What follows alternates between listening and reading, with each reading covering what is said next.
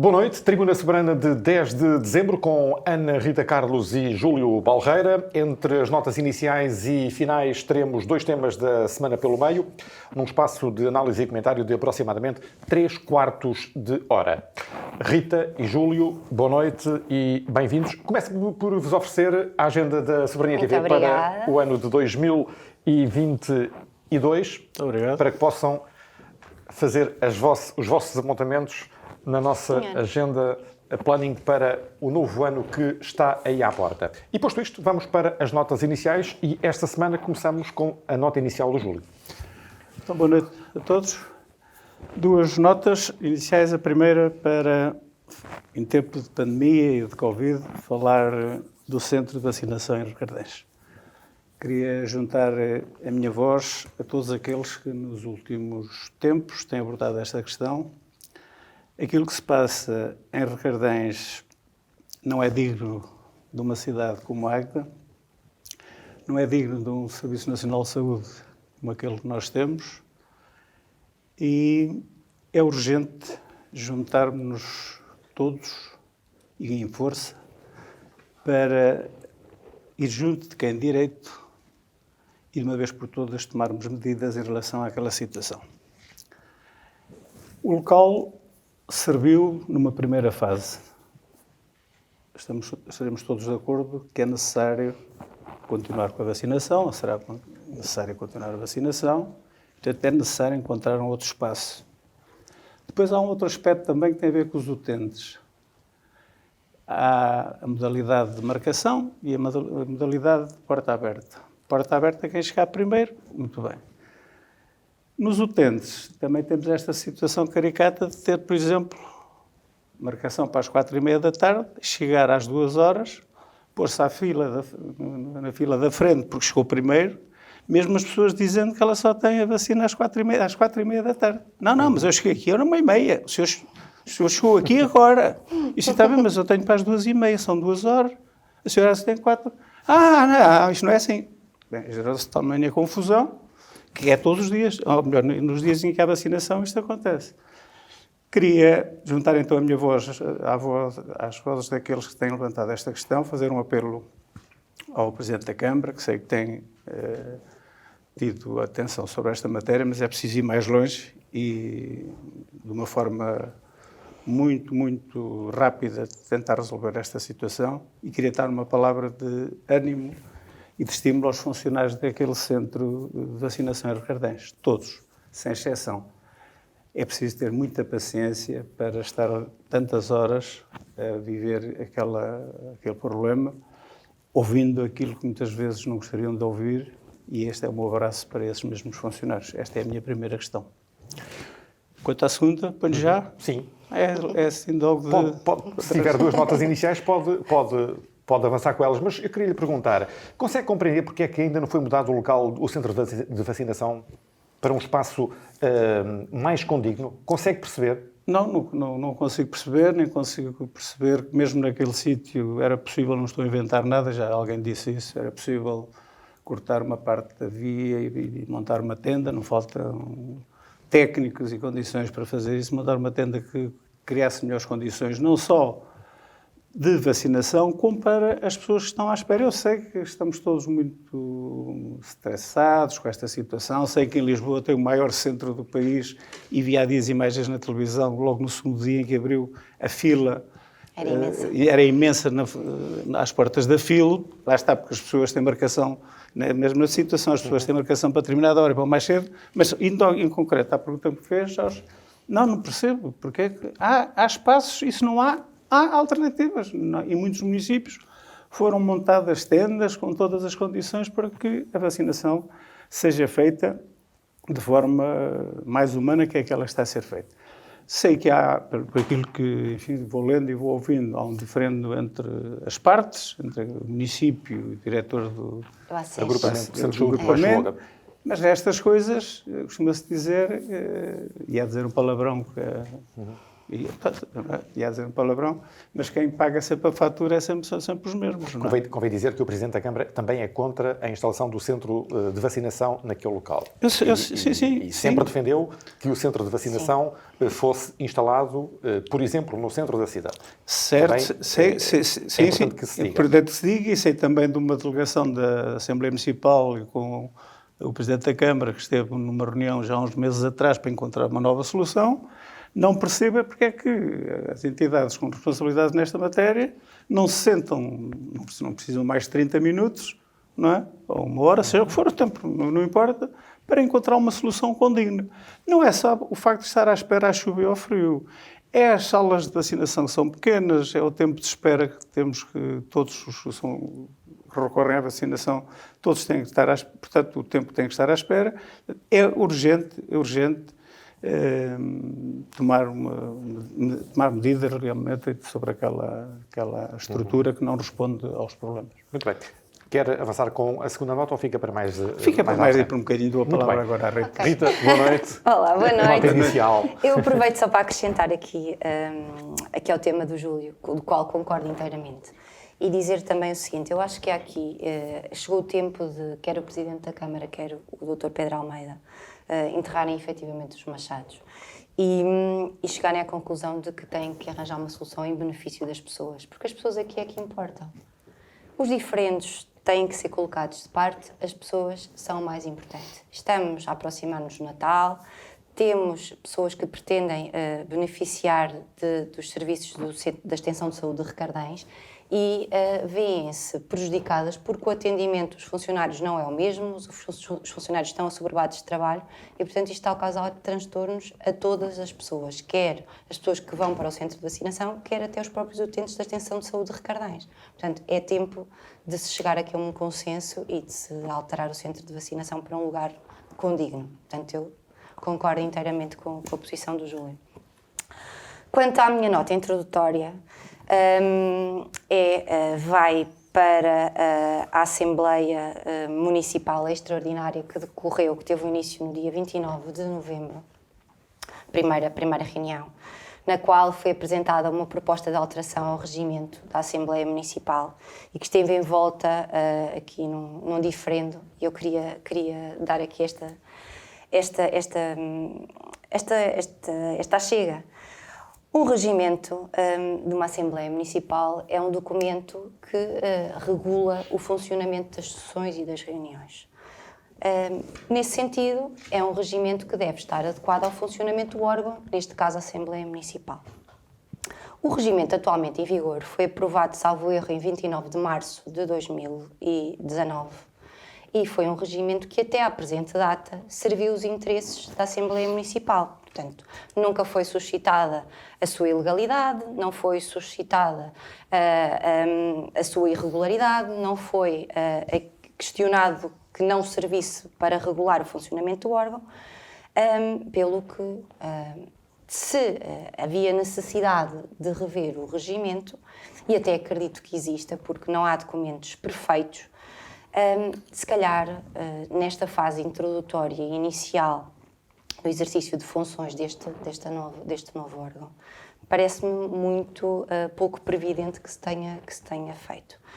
Além de que resulta da discussão que foi levada a cabo nesta reunião da Assembleia Municipal que a proposta apresentada de regimento é uma proposta que vem diminuir direitos, que vem até, de alguma forma, prejudicar o funcionamento da Assembleia Municipal de Águeda, que era tido como um funcionamento democrático, aberto e participativo, e portanto, realmente terá que se fazer aqui um volte-face àquilo que aconteceu, e eu penso que andou bem o Sr. Presidente da Assembleia Municipal quando retirou este ponto após as várias intervenções sobre o que é que não estava correto nesta proposta. E, portanto, aquilo que eu queria vir dizer aqui é que temos que ter calma. Há muito tempo e muito espaço para se fazerem alterações ao regimento. Deixava aqui a solução, deixava aqui a sugestão de que estas alterações fossem objeto de uma reunião para se reunir contributos de todos os grupos municipais e também que se olhasse para o regimento como uma forma de permitir a aproximação das pessoas à política, de permitir que se faça uma discussão saudável,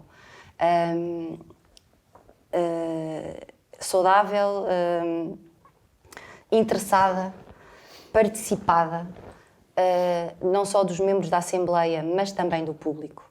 E para isso tem que se rever algumas propostas de alteração que foram levadas a efeito, nomeadamente aquelas que vêm reduzir o tempo de intervenção dos membros da Assembleia Municipal, vêm reduzir o tempo de intervenção do público e vem também reduzir o tempo em que os documentos são enviados para os membros da Assembleia Municipal. Estas 3 alterações que me parecem muito, muito importantes, eu deixava à consideração dos membros da Assembleia Municipal e do Sr. Presidente da Assembleia Municipal que olhassem para elas com muito cuidado, porque elas podem ser tidas como um obstáculo à democracia, podem ser tidas em consideração até como uma forma de afastar as pessoas do poder político, nomeadamente os jovens, porque agora há a ideia peregrina de se querer que no tempo do público só possam participar jovens com idade superior a 18 anos e que tenham residência ou interesse ou algum interesse na área aqui no Conselho.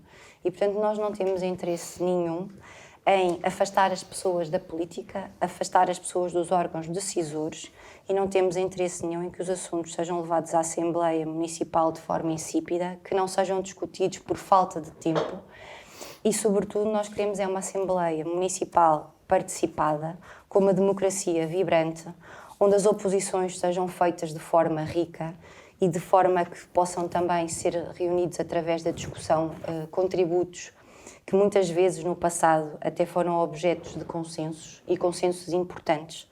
Portanto, a Assembleia Municipal e o seu funcionamento não pode ser visto como uma forma de proteger forças políticas, mas sim como uma forma de dar a todos os grupos municipais oportunidades de se pronunciarem e de fazerem política em prol dos seus concidadãos. Era isto que eu queria deixar esta nota aqui. Muito bem. Vamos então para os temas desta semana. Permite-me, Jorge, faça um comentário àquilo que disse a Rita. São estes ventos que a Rita falava no programa anterior do PSD, são estes novos ventos. Não, não são estes, não. Eu falava falava de ventos que estes são complicados. Estes são tempestades. Eu pensei que quando se referiu no programa atrás, que eram os novos ventos, pensei que estava a referir a este aspecto. Não estava. Estava-me a referir aos ventos de leste, aqueles que trazem bons tempos e as nuvens levezinhas, tempo quente em períodos de inverno. De leste também não vem agora grandes ventos, não. O PSD não se livrou de ter assumido na primeira parte da Assembleia Municipal uma posição de quero, posso e mando. Isso é verdade. Mas também houve o bom senso de retirar a proposta e Sim. com certeza que irão ter em conta tudo aquilo que aqui foi dito, como eu estou de acordo e naturalmente que chegarão o tempo de algum constrangimentos dos anos 90 e já no final dos anos 90, hoje já ninguém se lembra disso. Quando se fala em minorias, nessa altura ninguém reclamava, ou pouco reclamavam. Mas talvez seja interessante um dia ir à história das Assembleias Municipais e comparar também alguns regimentos que tivemos nos anos 90. Mas não podemos retroceder numa fase onde andámos tão bem. Não, de forma nenhuma. O que eu estou a pretender dizer é não ir buscar os maus exemplos que tivemos antes, nessas alturas também. Vamos então para os temas desta semana. A Águeda foi um dos 44 municípios de Portugal que se candidatou aos Prémios Município do Ano e foi bem sucedido ao conquistar o galardão nacional com o projeto Agitagda Art Festival, no qual a Idealidade tem investido avultadas quantias todos os anos no sentido de promover o concelho no país, na Europa e no mundo. Júlio, que sabor é que tem este prémio? O prémio é sempre uma forma de dar valor a determinado contexto, determinada situação, e neste caso fico satisfeito quando vejo o nome da Águeda associado a um prémio. Mas vejo estes prémios também numa perspectiva como um jogo de futebol, que a equipa não joga nada, o treinador não percebe nada do que está a fazer e passa até uma eliminatória, não é? Interessa o resultado final. E o resultado final aqui é uma vitória, é um troféu para a Águeda que fica exposto na sala nova, com certeza, da Câmara Municipal, e isso é importante para os agdenses. Ao colocar a questão, coloca dos dinheiros gastos, e bem, em muitas das áreas que a Câmara Municipal tem investido nos últimos anos.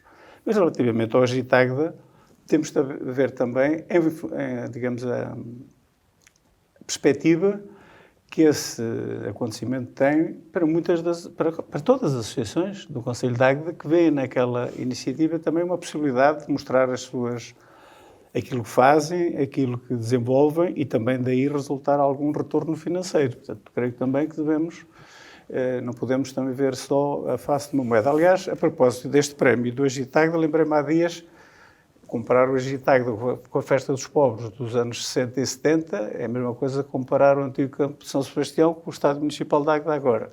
Mas era só para recordar que nos finais dos anos 70 e 70 se realizou, onde hoje se realizou a Agitagda, se realizavam as chamadas Festas dos Pobres, também tinha as barraquinhas, também vinham grupos folclóricos de todo o país e até do estrangeiro, porque aproveitavam o facto de ir à Feira de Santarém e depois vinham cá fazer, e portanto há aqui uma tradição de festa no Largo do Botarão, Largo 1º de Maio, e da questão em concreto, o prémio é importante, mas daqui a pouco, quando eu falar sobre uma outra questão que trazia para este programa, se ainda houver tempo, vamos ver que eventualmente algum desse dinheiro do dinheiro que tem sido gasto, podia ser investido noutras áreas. Mas é sempre um prémio. É sempre bom receber um prémio. É sempre bom. Águeda conquistou o galardão com o Agitagda no ano em que o evento até nem se realizou, Rita. Sim, é verdade. Nós também sabemos que o regulamento do concurso diz que são passíveis de candidatura a este prémio eventos que tenham sido executados no ano 2020 ou que sejam passíveis de nova repetição. Portanto, acredito que a Câmara Municipal tenha em mente voltar a realizar este concurso. Aquilo que me apraz dizer é que concordo inteiramente que um prémio é um prémio e, portanto, o nosso município está de parabéns porque lança a Águeda nas bocas do mundo e, portanto, isso é relevante. Mas não nos podemos esquecer que a Águeda não pode viver para prémios. A Águeda é muito mais do que isto. Eu não conheço, em concreto, a fundamentação do projeto que foi alvo deste prémio. O projeto tem a ver com a Agitagda, Art Festival, mas tinha que ser fundamentado de forma a estar elegível nesta candidatura. Esta é uma candidatura que vem reconhecer e premiar as boas práticas dos projetos implementados, portanto, neste caso estamos a falar do Agitagda, e que tenham impactos assinaláveis quer para a economia, para a sociedade, nomeadamente na área do crescimento, da inclusão e da sustentabilidade. E também tem a outra vertente de ser um projeto que coloque, no fundo, o território na agenda temática e que tenha projeção para além dos níveis concelhios. Se é verdade que o Agitagda colocou Águeda nas bocas do mundo, é. Se é verdade que o Agitagda tem o mérito de trazer para a Águeda, ao longo do mês de julho, muitos turistas, também é verdade. Se o Agitagda trouxe para a Águeda um colorido que a Águeda não tinha, sim, também é verdade. Agora, resta saber qual é o retorno deste investimento, porque nós, como tu disseste, Jorge, investe-se muito dinheiro nesta Agitagda, mas precisamos de perceber qual é o retorno que a cidade tem deste investimento. Nós não podemos continuar a ter turistas, mas os turistas estarem cá, passearem e não investirem no nosso comércio nem no nosso alojamento. Nós temos que ter um Agitagda que promova a cidade e que promova a cidade no mês de julho, mas também que promova a cidade no resto dos meses do ano. E eu gostava de ver a Águeda ganhar prémios por ser a melhor cidade para viver, a melhor cidade para trabalhar, a melhor cidade para criar raízes, a melhor cidade para criar família. Por isso, aquilo que eu lanço o repto ao Executivo é que da próxima vez que se puder candidatar a um prémio destes, que não se candidate com um festival que dura um mês, mas que se candidate com políticas que abrangem a Águeda durante 12 meses. Porque nós, cidadãos, precisamos de uma Águeda construtiva, de uma Águeda inovadora, de uma Águeda dinâmica, que coloque o Concelho nas parangonas do mundo durante 12 meses, porque nós precisamos disto, nós vivemos cá, nós queremos que a Águeda tenha projeção, mas nós não podemos estar sempre atidos aos guarda-chuvas coloridos. Nós temos que ser mais, nós temos que investir naquilo que possa ser um fator diferenciador para o nosso concelho. Por isso, sim, eu quero que a Águeda ganhe prémios quando conseguir ter infraestruturas que deem um apoio às nossas famílias, quando tenha infraestruturas que nos dote de uma verdadeira qualidade de vida, quando faça de Águeda uma boa cidade para viver, uma cidade de referência, e quando se apoiem com medidas concretas o investimento, a inovação, o empreendedorismo, uma aposta clara aos nossos empresários, aos nossos comerciantes, ao setor social. Isso sim é que eu quero ver a Águeda ganhar esse prémio. E aí sim, aí merecemos todos ter uma bandeira nas portas das nossas casas, porque certamente o nosso concelho será mais e melhor para todos nós. A nível nacional, o Ministro da Administração Interna, Eduardo Cabrita, anunciou finalmente a sua demissão. Foram necessários meses de polémicas acumuladas até que o governante se tenha decidido a abandonar o Executivo para não prejudicar o Governo e o PS, segundo disse. Júlio, peca por tardia esta tomada de posição de Eduardo Cabrita? Eu creio que a demissão do Ministro da Administração Interna, Eduardo Cabrita, é um acumular de situações que, ao longo dos meses, foram acontecendo neste Ministério. Sabemos que é um Ministério difícil, não é? É um daqueles que mais trabalho, direi, tem, os seus responsáveis, mas uma questão que eu coloco é que Eduardo Cabrita foi sempre muito inábil, na minha opinião, na minha modesta opinião, esteve sempre mal quando se referiu a problemas que tinham a ver com o seu Ministério. Ou foi das bolas na altura do verão, ou foi no caso no aeroporto, a morte de um cidadão estrangeiro, ucraniano, foi agora nesta situação. Eu admito que Eduardo Cabrita, enquanto homem, não ministro, tenha ficado chocado, tenha ficado perturbado com o acidente. São coisas que nos marcam de forma... Isso eu percebo. Mas depois toda a atitude que ele teve, não tenho a certeza, é daquilo que vou lendo e daquilo que vou ouvindo, não contactou a família, terá sido um técnico do seu gabinete que contactou a família. Agora, quando saiu do despacho, dizer que ele era um mero passageiro no carro em que vai, portanto, a forma como ele tratou destas coisas, de facto, não havia outra solução que não fosse a demissão. Eu lembrava até, a propósito, do ministro com o qual particularmente não simpatizei, na altura, pelas posições que tomava, era o ministro que dizia que quem se mete com o PS leva, que era o Jorge Coelho, não é? Mas que teve uma atitude digna quando foi a queda da ponte entre Rios. Nas horas seguintes à queda da ponte, ele demite-se. Não esperou pela manhã seguinte. Mas horas seguintes demitiu-se. É que ele demitiu-se. Naturalmente que não estou aqui, estou só a dar este exemplo. A tragédia de Entre Rios teve outra dimensão. Sim. Mas este é um problema e vamos ver como é que os tribunais vão resolver esta situação, que ainda li agora, porque parece que a pessoa que morreu, o homem que morreu, afinal não estava na área de segurança, estava antes. Das placas que diziam que havia ali. Portanto, como na outra situação há bocado, quem vai acabar por ser o culpado disto tudo vai ser o trabalhador. Esse é que teve azar de atravessar a autoestrada naquele momento. Uhum. O facto do carro ir a 170 km a hora, o facto de até levar o seu ministro lá dentro, isso são circunstâncias, não é? E nesta novela, Eduardo Cabrita entende de alguma forma a posição recatada como o Primeiro-Ministro abordou este caso? O nosso Primeiro-Ministro, há uns meses esta parte, está mais à procura de eleições e que as eleições aconteçam de soluções. E, portanto, a forma como ele está a tratar de todos os processos, há uns meses, não é só há 2 ou 3 meses para cá, já há uns meses largos atrás, está a pensar em eleições e conseguiu o seu objetivo, que é levar o país para eleições. Vamos lá ver se não lhe sai o tiro pela culatra, como o povo costuma dizer. Mas é isso que o Primeiro-Ministro não quer soluções para o país. O Primeiro-Ministro quer eleições.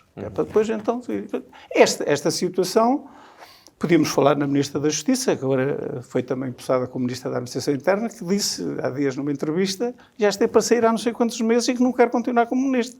Mas não saiu, mas agora até acumula com outro Ministério. Bem, sabemos só mais 2 meses só. 2 meses, Mas 2 não serão mais. Porque enquanto depois tomam posse e não tomam essa coisa, demora o seu tempo. Mas, de facto, esteve mal. Há uma sobranceria da parte, para terminar, há uma sobranceria da parte do nosso Primeiro-Ministro em alguns temas e neste em particular.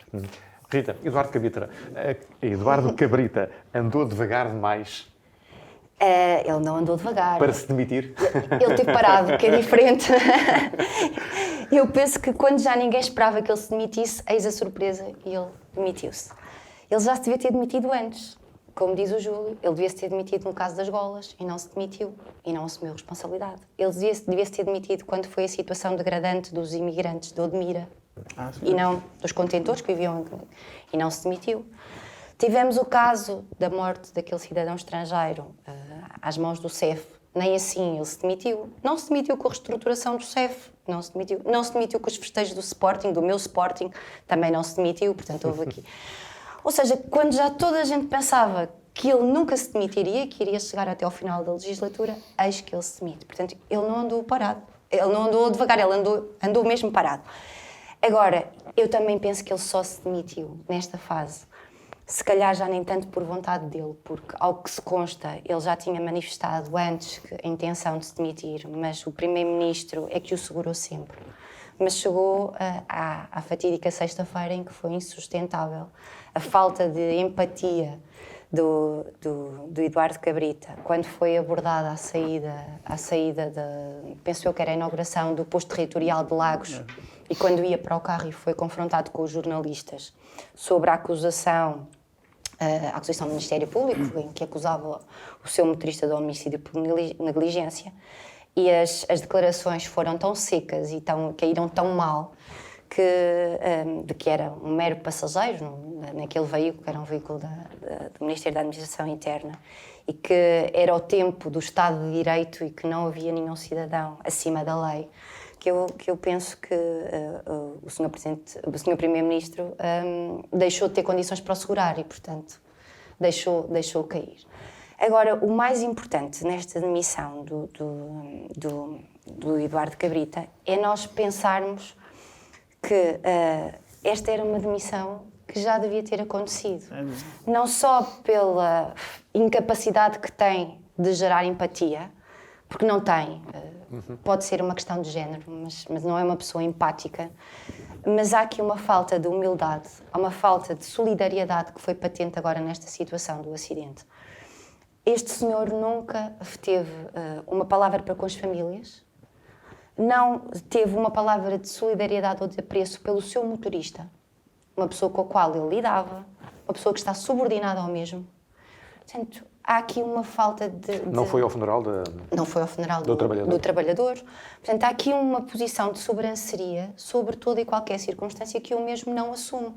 Além de que, nas declarações que prestou na sexta-feira do próprio Ministério, este senhor começou pelo autoelogio. Quer dizer, após 4 anos, onde teve tantos casos polémicos, as últimas declarações do mesmo são para se autoelogiar. Há aqui uma conduta manifestamente errada. E depois aquilo que a mim me preocupa é que nós temos que ter governantes nos quais não nos identifiquemos. E nós temos que nos identificar pelo exemplo. Nós não podemos continuar a ter uma desresponsabilização do poder político que obriga as pessoas a irem procurar aos tribunais a responsabilidade que não encontram nos políticos. Os políticos não se podem esquecer que não há só responsabilidade política quando há responsabilidade criminal. E não se podem esquecer que há responsabilidade ética e há responsabilidade política. E aqui, neste caso, faltou tudo. Portanto, eu acho que este caso ainda vai dar muito pano para mangas. Nós ainda estamos numa fase inicial, onde é até passível, fruto das aberturas de instrução, que Eduardo Cabrita possa vir a ser ou constituído arguido, ou mesmo responsável civil. Que eu penso que será isso que vai acontecer, não se vai livrar de uma responsabilidade civil.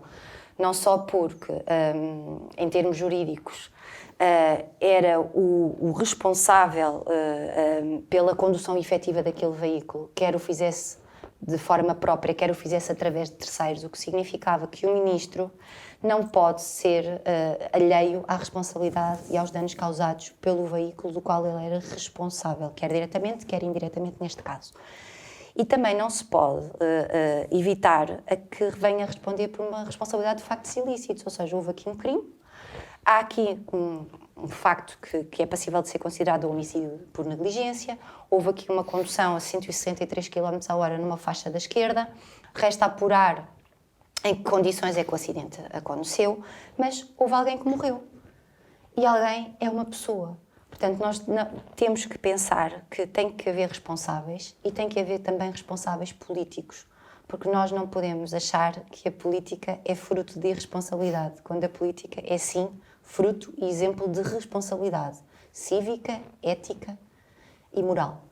Era importante que a morte não morresse solteira, Sim. neste caso, ou então, como o Júlio diz, que o pobre do trabalhador ainda não fosse considerado culpado deste incidente. O culpado vai ser o trabalhador porque atravessou a estrada de forma inadvertida, eventualmente vai ser, porque o trabalhador é que passou a estrada, e vai ser o motorista. Esse já está. Eu estou de acordo com aquilo que a Rita diz, até tecnicamente está melhor falar sobre isto. Mas mesmo que esta situação se desenvolva em termos jurídicos, o resultado final vai ser este. Sim. Morreu um trabalhador, que a Companhia de Seguros, em termos do acidente de trabalho, também diz que não é, para já, não foi provado que foi acidente de trabalho. Portanto, a família está sem receber, seja o que for, do Estado.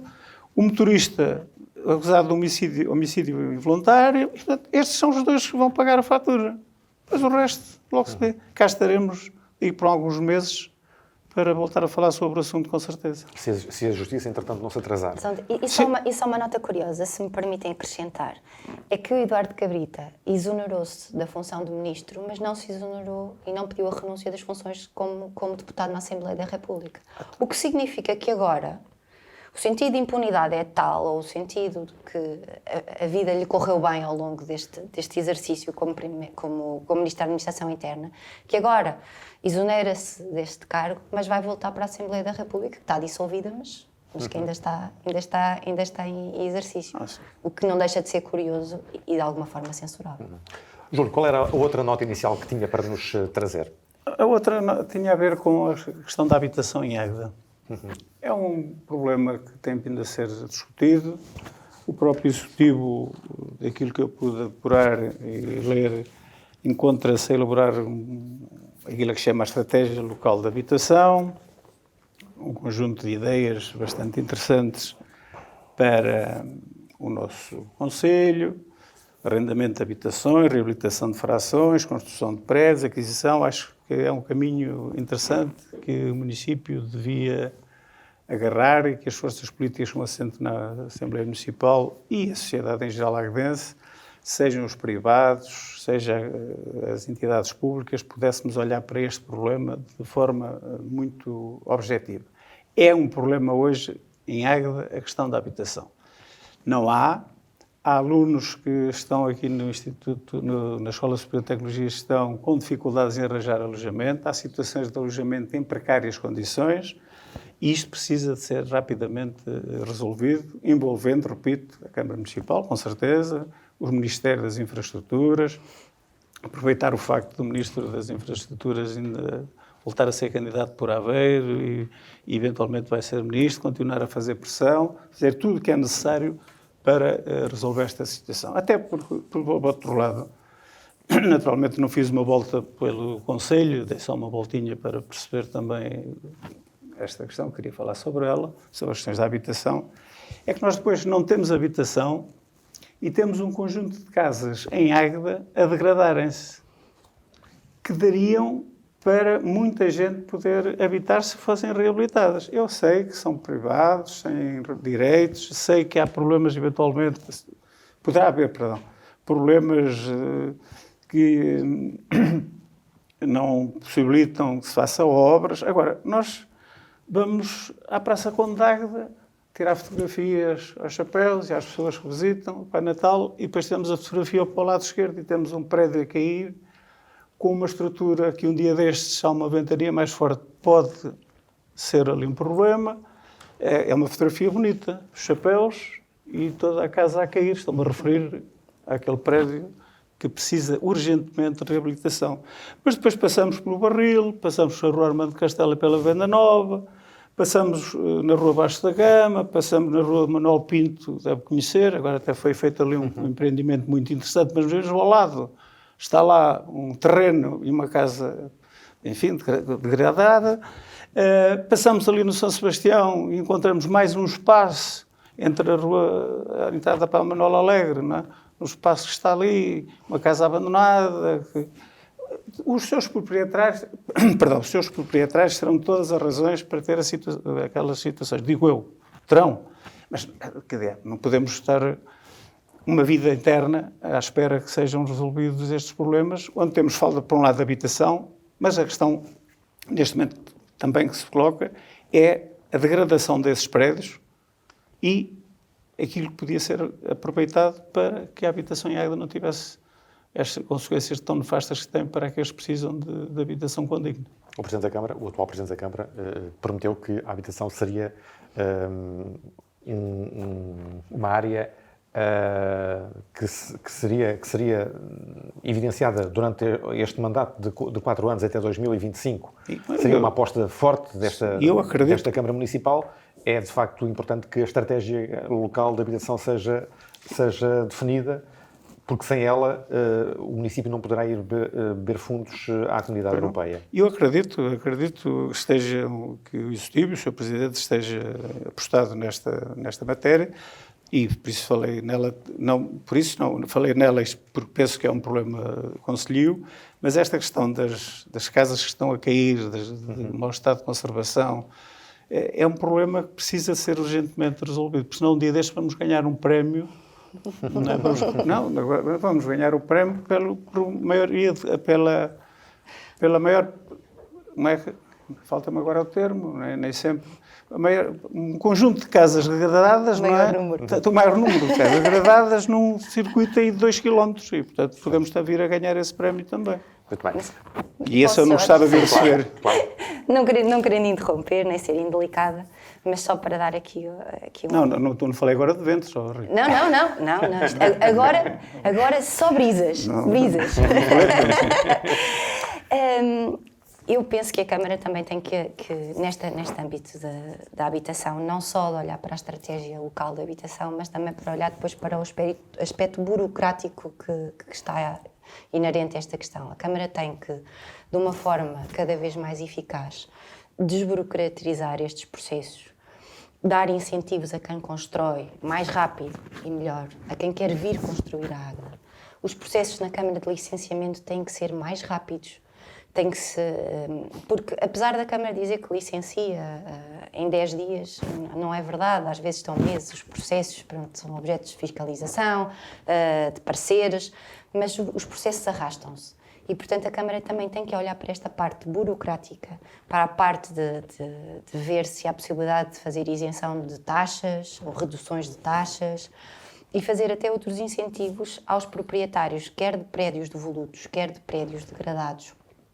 Porque há incentivos vigentes, como reduções do IMI, mas não chegam. E, portanto, tem que ser a Câmara a promover, de uma vez por todas, esta questão da habitação, porque já em maio deste ano, o Sr. Presidente da Câmara, na sessão da Assembleia Municipal de Discussão do Estado do Conselho, estava a estudar a estratégia local de habitação, portanto, em maio. Depois voltou a estar no programa eleitoral da coligação esta questão da habitação. Portanto, nós temos que deixar de estar com esta questão da habitação no papel e passá-la à prática. E esta é a altura, até porque a habitação é um fator de crescimento económico. Portanto, uma terra que tenha boa habitação, que tenha boas condições no arrendamento, que tenha habitação a preços acessíveis, é uma boa terra para se viver. Portanto, nós temos que entender isto desta forma. Júlio, vamos para as notas finais. Queria dar os parabéns à banda castanheirense pelos seus 125 anos. Saudar também a iniciativa da Câmara Municipal e da União de Bandas de Águeda para os chamados concertos de inverno. Espero que esta situação de pandemia não ponha em causa a sua realização e que possa também o município vir a encontrar, a propósito de concertos de inverno, possa vir o município a pensar também, com outras associações culturais, a realização de concertos de música coral, por exemplo, de fim de ano e de início de ano. Não faltarão com certeza a chamada associações que sobre essa matéria têm dado já grandes contributos à cultura em Águeda. E por fim, a minha nota final vai para os Bombeiros Voluntários de Águeda, que na próxima semana comemoram 87 anos de vida. Uma saudação e uma homenagem àqueles que deram, homens e mulheres que deram tudo o que tinham àquela associação e que já partiram, e aqueles que no dia-a-dia contribuem para que esta associação seja uma unidade de proteção civil importante no nosso concelho. Comemorações que se vão realizar de forma também um bocadinho recatada em virtude da pandemia, é isso? Sim. Em princípio, daquilo que sei, a ideia era alargar um pouco mais aquilo que foi o ano passado, mas dada a situação que estamos a atravessar, estão a ser ultimadas, digamos, as comemorações de forma a que tudo corra da melhor forma possível. Muito bem. Rita? Assumo aqui naturalmente às notas que o Júlio fez, com as quais eu concordo. E tenho aqui 4 notas muito breves. A primeira é de cariz político. No dia 7 de dezembro houve o Conselho Nacional do PSD, onde o Rui Rio, reeleito presidente do PSD, fez aprovar as listas de deputados à Assembleia da República, e das listas apresentadas pelo Círculo Eleitoral de Aveiro, só dar nota de que continuamos a ter representatividade, a Águeda continua a estar representada, não obstante a saída da doutora Ana Miguel Santos, que após uma intervenção meritória na Assembleia da República tem agora certamente novos voos e continuará a dar à Águeda o seu contributo, quer na Assembleia Municipal de Águeda, quer na também recém-eleita presidente de mesa da secção do PSD de Águeda. E aproveito também para dar aqui, a propósito, os parabéns ao Samuel Vilela, que foi eleito presidente da Comissão Política do PSD de Águeda e que, portanto, lhe espera agora um trabalho de reerguer o PSD neste novo cenário desafiante de uma coligação. Portanto, dar esta ressalva para o Samuel. E terminar dizendo que, com a saída da doutora Ana Miguel dos Santos, temos, pelo Círculo Eleitoral de Aveiro, a entrada da doutora Paula Cardoso, que já não é uma estreante nestas lides na Assembleia da República, e, portanto, nós podemos continuar a ver a Águeda representada, quer pelo PSD, espero eu, por outras forças políticas que também se lembrem, mas nesta vertente o PSD, através da doutora Paula Cardoso, que é conhecida não só pela sua garra, pela sua proximidade, mas também pela sua participação cívica, e, portanto, estamos e continuamos bem representados. Esta era a primeira nota. A segunda nota segunda e terceira são para 2 iniciativas em curso do setor social. A primeira é para o projeto Rodas para que vos quero, que está patente no átrio da Biblioteca Municipal de Águeda até dia 25 de dezembro. E que é uma iniciativa organizada pela Associação Fermentelense de Assistência, pela Associação Senhora da Esperança e pelo Mágico, e que conta com a participação de outras 8 entidades, instituições ligadas ao setor da terceira idade, e que passa pela decoração de cadeiras de rodas com um mural fotográfico associado, numa clara alusão a de que a idade e a mobilidade reduzida não são certamente uma barreira aos sonhos, nem uma barreira à igualdade de oportunidades, nem tampouco à promoção da qualidade de vida. E, portanto, visitar esta exposição ali, e eu reforço, na Biblioteca Municipal Manuel Alegre, até dia 25 de dezembro, é valorizar a vida daqueles que são o nosso passado, mas também são o nosso presente e são certamente o nosso futuro e, portanto, merecem ser elogiados e merecem ser visitados. A terceira é também uma iniciativa do setor social, que se prende com o projeto Águeda Terra das Árvores de Natal, que é uma iniciativa da Bela Vista, Centro de Educação Integrada, que teve a sua primeira edição em 2019 e que convida os cidadãos anónimos e as organizações a embelezar espaços públicos através da construção de árvores de Natal com materiais reciclados e reutilizáveis. Este é um projeto que oferece a possibilidade à sociedade civil de fortalecer o espírito de presença com o Conselho e de celebrar a época festiva de uma forma integradora, partilhada e amiga do ambiente. E já é possível ver muitas árvores de Natal espalhadas pelo Conselho.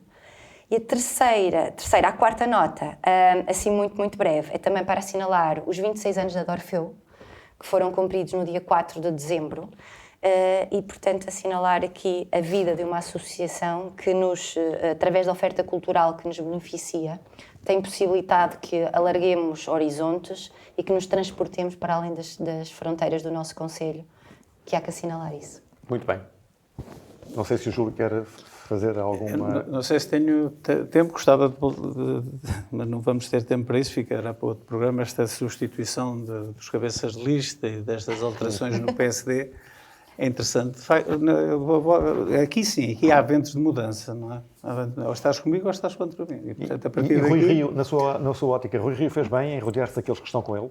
Então, se ganhou, a partir da altura que ganhou, chama para si aqueles que lhe dão apoio. É legítimo, então? Com certeza. Com certeza. Se me pergunta se eu gosto do método, não é? O partido está fraturado a meio. E aliás, viu-se as reações do Dr. Rangel quando saiu do Conselho Nacional. Com amigos deste, o Rio está muito bem acompanhado. Não é? Eu sei que estas coisas em política depois... Mas segundo Rui Rio, a lista é composta não só por pessoas que estiveram com ele, portanto, pessoas da sua confiança, mas também por outras pessoas que não estiveram com ele. Portanto, não há esta crítica que lhe é feita, ele não a aceita. Agora, naturalmente, nós quando nos candidatamos a algum lado, nós queremos estar com os nossos. Portanto, isto é uma crítica que é feita de forma destrutiva, porque bater dá jeito nesta fase. Agora, quem é que se candidata a alguem cargo e não se apoia daqueles que estão com ele? Eu não estou a bater, até porque eu creio que a democracia em Portugal e os portugueses estarão a ganhar se tivermos um PSD forte. Naturalmente, sim. Depois com o resto, um dia podemos falar também, mais para o outro lado. Outro tema. Mas, naturalmente, não é? Claro que sim. É um partido importante na vida nacional. Agora, este tipo de situações, é aqui que eu queria chegar, leva a quem assiste ao desânimo.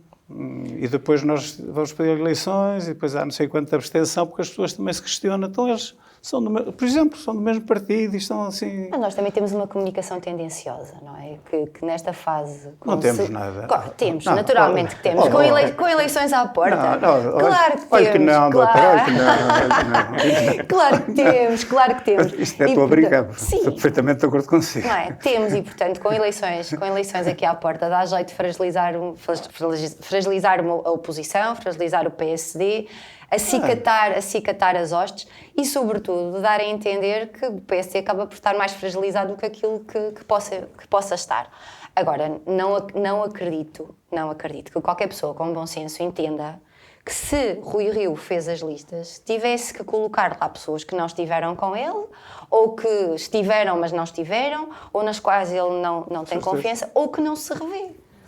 Naturalmente, é uma questão de elementar bom senso. Muito bem, faltam 50 dias para as próximas eleições legislativas, a 30 de janeiro. Chegamos ao final desta Tribuna Soberana, regressamos no dia 16 de dezembro com o Hilário Santos e Paulo Seara. A Rita e o Júlio voltam à Soberania TV na última quinta-feira deste ano. Entretanto, tenho para vos dizer que a programação da Soberania TV continua a ser atualizada todas as semanas na nossa edição impressa. Boa noite, bom fim de semana.